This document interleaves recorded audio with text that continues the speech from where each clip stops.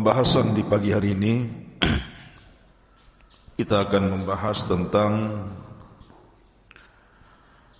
hubung kait antara surah Al-Kahfi dengan fitnah yang sangat besar yang akan berlaku di akhir zaman, fitnatul Masihid Dajjal. Apa hubungannya surah Al-Kahfi dengan fitnah Dajjal ini? Karena Nabi SAW bersabda dalam sebuah hadis ketika menjelaskan tentang keutamaan surah Al-Kahfi. Sebuah hadis yang dikeluarkan Imam Muslim dari hadis Nawas ibn Sam'an At-Tawil, wa fihi qawluhu faman adrakahu minkum falyaqra alaihi fawatiha suratil kahfi. Maka barang siapa yang mendapati Dajjal di antara kalian, maka bacalah padanya surah pada permulaan surah Al-Kahfi. Dalam riwayat, man hafidha 10 ayatin min awwali suratil kahfi usima minad dajjal ay min fitnatihi. Barang siapa yang menghafal 10 ayat di permulaan surah Al-Kahfi, dalam riwayat di akhir daripada surah Al-Kahfi, maka dia akan terjaga dari fitnah Dajjal. Taib. Dari dua hadis ini cukup bahwa seolah-olah ada hubung kait antara surah Al-Kahfi dengan Dajjal. Lalu apa hubung kaitnya? Bukankah kalau kita melihat ada surat-surat dalam Al-Quran itu yang jauh lebih agung dibandingkan surah Al-Kahfi? Maksudnya secara keutamaan. Contoh saja seperti surah Al-Baqarah. Situ ada ayat kursi. Ada akhir surah Al-Baqarah yang fadilahnya luar biasa. Atau umpamanya surah Muawwidhataini, surah Qul a'udzu birabbin nas, Qul a'udzu birabbil falaq, atau Qul huwallahu ahad. Kenapa kemudian yang dipilih surah Al-Kahfi? Ma'asyiral muslimin yang dimuliakan Allah Azza wa Jalla, Nabi SAW bersabda ketika menceritakan besarnya fitnah yang akan ditimbulkan dari Dajjal ini. Kata Nabi SAW, ma baina khalqi Adam ila qiyamis saati fitnatu akbar min fitnati Dajjal. Kata Nabi SAW, tidak ada fitnah yang lebih besar sejak Allah menciptakan Adam sampai tegaknya kiamat melebihi fitnah Dajjal. Dalam riwayat, ma baina khalqi Adam ila qiyamis saati khalqun akbar minad Dajjal. Di antara penciptaan Adam sampai tegaknya kiamat, tidak ada makhluk yang lebih bahaya fitnahnya dibandingkan fitnah Dajjal. Ma'asyiral muslimin, lalu apa fitnahnya? Kenapa fitnah Dajjal itu sangat dikhawatirkan dibandingkan fitnah-fitnah yang lainnya? Disinilah hubung kait antara fitnah Dajjal dengan surah Al-Kahfi. Di dalam surah Al-Kahfi ada 4 fitnah yang merusak manusia. Pertama, fitnatuddin, fitnah agama. Di dalam surah Al-Kahfi ada satu kisah yang menarik dari anak-anak muda yang kemudian menjaga agama mereka ketika terfitnah agamanya. Akhirnya satu persatu mereka lari dari kerajaan yang mereka bertempat di situ, padahal mereka itu bukan orang biasa. di mana anak-anak muda itu semua anak-anak pejabat Romawi ketika itu. Tapi ketika kemudian hidayah masuk ke lubuk hati mereka yang paling dalam, anak-anak muda ini tidak tahan melihat kemungkaran. Akhirnya ketika mencoba untuk merubahnya, mereka mendapatkan perlawanan.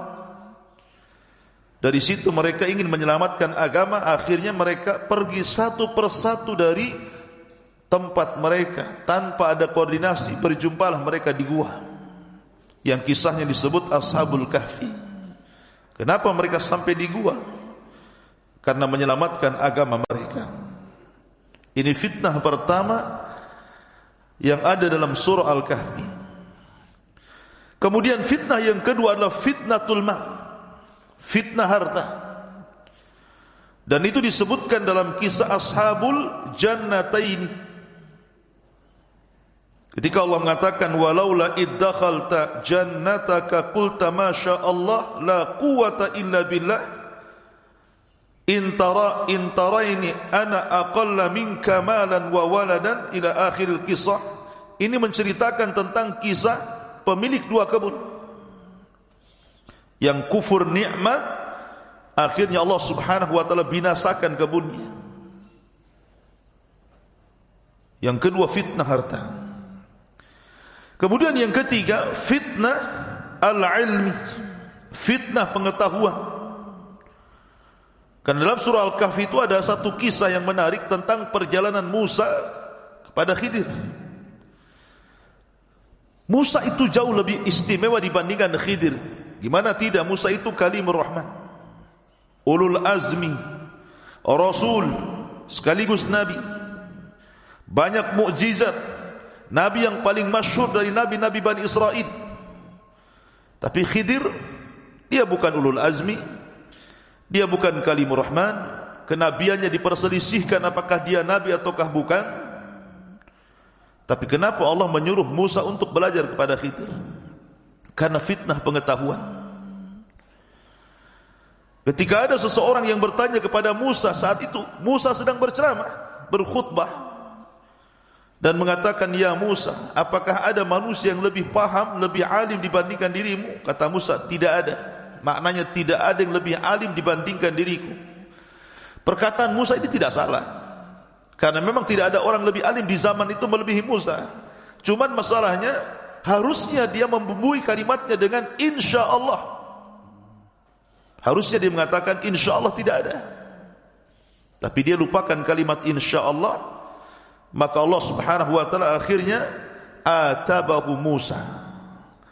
Musa akhirnya diuji oleh Allah dan mengatakan, ada orang yang memiliki pengetahuan yang kau tidak punya. Siapa dia? Khidir. Dan itu diceritakan dalam surah Al-Kahfi. Kemudian fitnah yang terakhir, fitnatus sultan, fitnah kekuasaan. Ketika dalam surah Al-Kahfi bicara tentang Dzulqarnain. Dzulqarnain adalah raja di antara raja-raja dunia. Ada yang mengatakan seperti yang dikatakan Ibnu Utsaimin rahimahullahu taala, dia sezaman dengan Nabi Ibrahim. Bahkan Nabi Ibrahim lah yang kemudian mengislamkan Dzulqarnain dan mengajarkan pengetahuan tentang tauhid dan Islam. Sejak itulah Dzulqarnain menjadi raja yang menyuruh manusia kepada tauhid. Dia tidak pernah duduk di singgasananya. Dia melakukan perjalanan dakwah sampai ujung barat, ujung timur, ujung selatan dan ujung utara. Abdullah bin Abbas radhiyallahu anhuma sampai menceritakan 500 tahun lebih perjalanan yang dilakukan Dzulqarnain mengajak manusia ke dalam tauhid. Setiap masuk ke sebuah daerah diajaknya masuk Islam, kalau tidak dibantai dan dibunuh. Pilihannya dua, masuk Islam atau mati. Enaknya kalau gitu, masuk Islam atau mati. Masuk Islam lah ya, daripada konyol mati. Ya. Jadi akhirnya Dzulqarnain menguasai dunia. Fitnah di sini fitnah sultan namanya, fitnah kekuasaan. Tapi Dzulqarnain menjadikan kekuasaannya barokah karena menyuruh manusia ke dalam tauhid.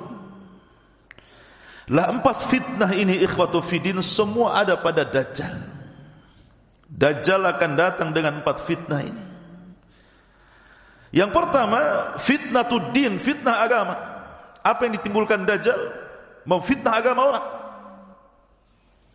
Ketika dia datang kepada perkampungan Arab, orang Arab Badui, orang-orang Arab jahil di zaman itu, maka kemudian Dajjal akan mengatakan kepada mereka, bagaimana kalau seandainya kuhidupkan orang tua kalian?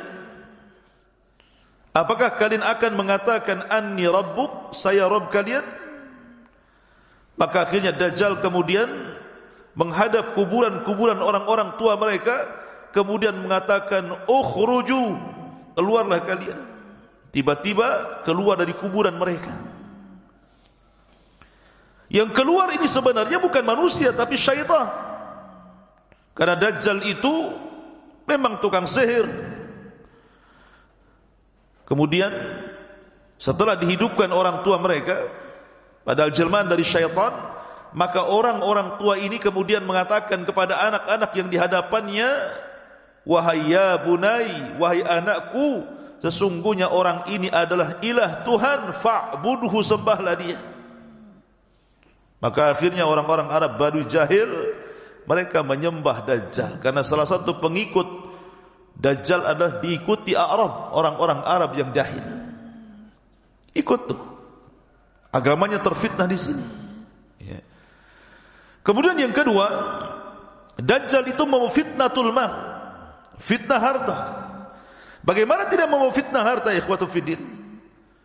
Sebelum kedatangan Dajjal itu, bumi ini akan mengalami paceklik yang hebat dan berkepanjangan. Tahun pertama, sepertiga langit ditahan, sepertiga bumi ditahan. Tahun kedua, 2/3 langit ditahan, 2/3 bumi ditahan. Tahun ketiga, seluruh langit ditahan, seluruh bumi juga ditahan, tidak ada yang tumbuh dari tanaman, sehingga mengalami kelaparan hebat. Lah ketika itu Dajjal muncul. Ketika sudah tidak ada lagi kemudian perekonomian yang tumbuh dalam satu dunia ini, Dajjal kemudian datang menemui daerah-daerah. Kemudian ketika sampai ke daerah-daerah itu yang tandus, kering, kelontang, tidak ada makan, tidak ada apapun, hewan pada mati semuanya, maka Dajjal akan mengatakan, kalau sekiranya kusuburkan negeri kalian, kuhidupkan hewan-hewan ternak kalian, kugemukkan hewan-hewan ternak kalian, apakah kalian mau mengikutiku? Maka akhirnya Dajjal pun mengatakan ke langit, hujan kamu, hujan. Dajjal mengatakan kepada bumi, tumbuh kamu, tumbuh. Bayangkan, langit suruh hujan, hujan, bumi suruh tumbuh, tumbuh. Ya. Kemudian para wanita yang cenderung untuk memiliki perhiasan, maka Dajjal akan ngomong kepada bumi, ukhruji kunuzaki, keluarlah pembendaharaan wahai bumi. Maka keluarlah emas, perak, jamrud, tas bermerek, apalagi ya kan, yang disukai perempuan itu keluar semua. Ya. Akhirnya banyak orang-orang yang mengikuti Dajjal. Lah ini kenapa kemudian Dajjal itu memiliki fitnah yang kedua, fitnatul mal. Karena apa yang dihajatkan manusia ada pada Dajjal. Luar biasa gitu ya. Makanya bahaya luar biasa. Kemudian yang ketiga, fitnah sultan, fitnah kekuasaan. Karena Dajjal ini akan berkuasa padahal waktunya tidak lama, 40 hari. 40 hari saja Dajjal itu diciptakan. Untuk keliling dunia dalam hari pertama, dia akan tinggal di kutub yang satu harinya sama dengan 1 tahun. Kemudian ke kutub yang lain yang harinya sama dengan 1 bulan. Kemudian ke kutub yang lain yang satu harinya sama dengan 1 pekan. Baru setelah itu keluar dari kutub, kemudian ke daerah-daerah normal yang satu harinya sama dengan 1 hari kita. Dan itu hanya 40 hari saja. Dia sudah bisa menguasai dunia. Tidak ada satupun tempat kecuali diinjak Dajjal, kecuali Makkah wal Madinah. Dalam Musnad Imam Ahmad ditambah 2, Masjidil Aqsa dan Masjidit Tur. Artinya bahwa yang tidak diinjak Dajjal itu haram. Dan Masjidil Haram, kemudian Masjid Nabawi, kemudian Masjidit Tur, kemudian Masjidil Aqsa tidak akan diinjak Dajjal. Kemudian fitnah yang terakhir, fitnah ilmu pengetahuan. Karena Dajjal itu ikhwatu fiddin nanti akan didatangi seorang anak muda yang memiliki pengetahuan yang luar biasa tentang Dajjal. Seorang anak muda yang istiqamah, seorang anak muda yang saleh. Dia datang kepada Dajjal untuk membunuh Dajjal. Ketika ditangkap oleh para pengikut Dajjal, mereka mengatakan, jangan kalian bunuh, bukankah Tuhan kita melarang untuk membunuh kecuali dia? Maka didatangkan dia ke hadapan Dajjal.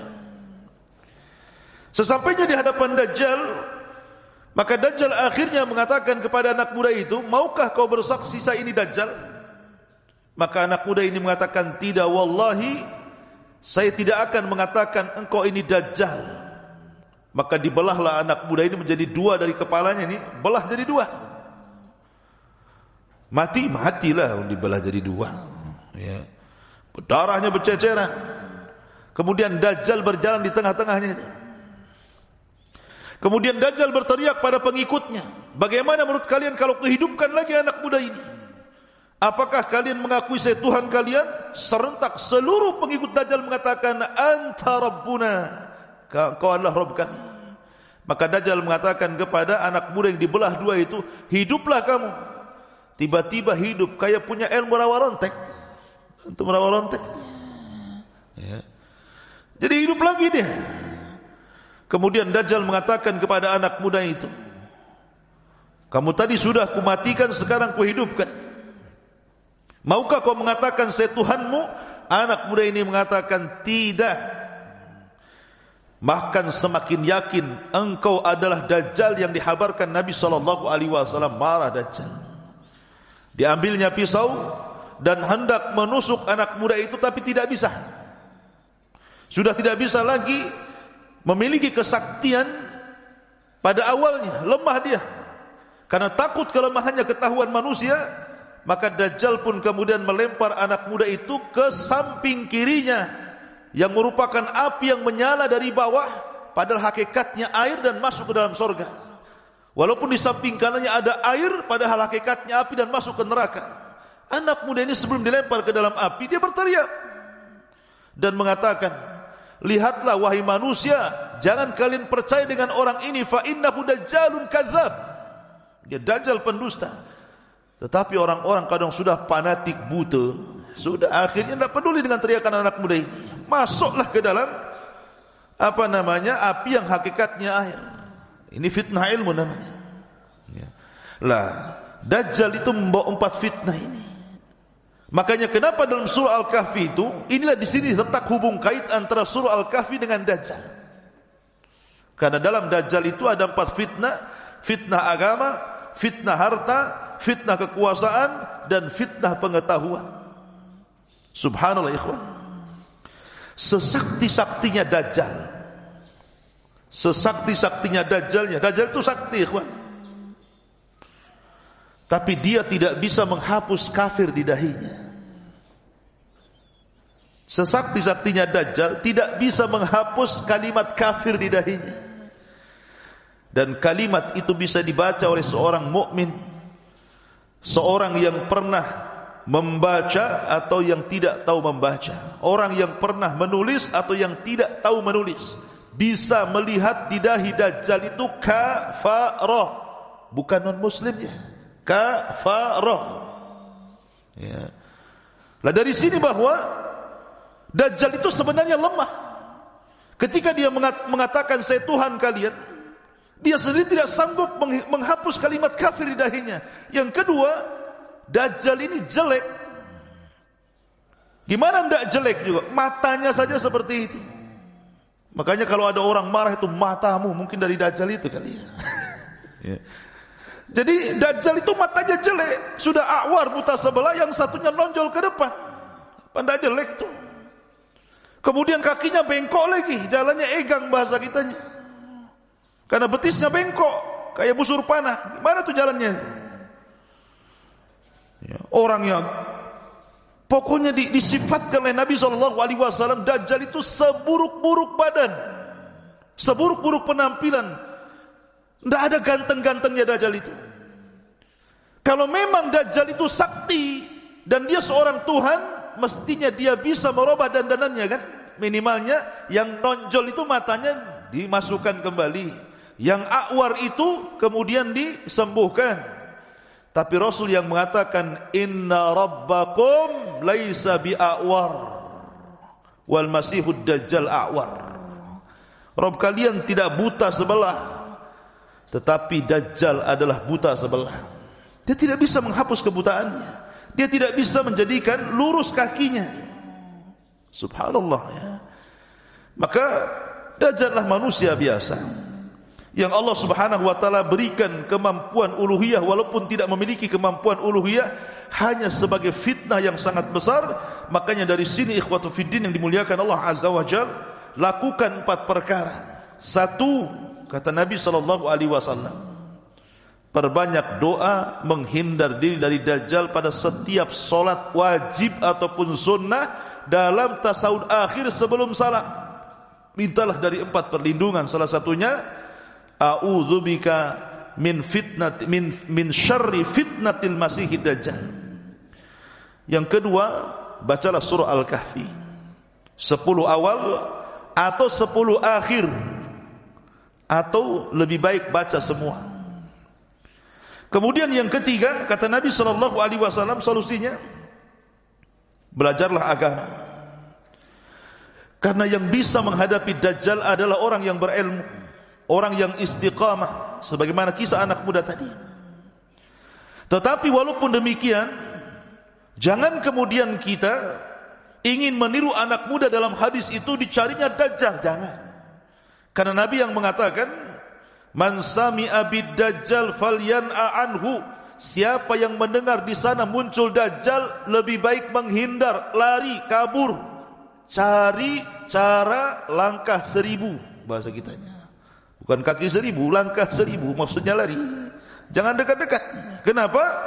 Fa innar rajula ya'tihi, karena nanti ada seorang laki-laki sok jago bahasa kitanya mendatangi Dajjal. Tiba-tiba yattabi'hu wa huwa yahsibu annahu sadiqun bima yab'atsu bihi minasyubhat. Tiba-tiba dia jadi pengikut Dajjal. Bayangkan, awalnya sok jago, mana si Dajjal itu, saya akan hadapi dia, di mana dia berada. Pas ketemu, kelepek-kelepek dia ikut Dajjal ya. Makanya kata Rasulullah, kalau ketemu Dajjal atau mendengar Dajjal itu muncul di sebuah tempat, lari, sembunyi. Karena hanya dengan itu kita bisa menghindar. Dan ini tidak tahu yang seperti ini kecuali karena ilmu pengetahuan ya, karena ilmu pengetahuan. Kemudian yang ketiga, yang terakhir, kalau memang kita bisa tinggal di tempat-tempat yang aman dari Dajjal, tinggallah di sana. Tempat-tempat yang aman seperti Mekah, kemudian Madinah, kemudian Masjidil Aqsa, kemudian Masjid Tur. Kalau memang Allah takdirkan kita bisa ke sana ya. Dan itu di antara solusi-solusi terhindar daripada fitnah Dajjal. Wallahu a'lam bishawab. Ini di antara hubung kait antara surah Al-Kahfi dengan fitnah Masihi Ad-Dajjal. Subhanakallah bihamdika asyhadu an la ilaha illa anta astaghfiruka wa atubu ilaik. Allahu ta'ala alam. Assalamualaikum warahmatullahi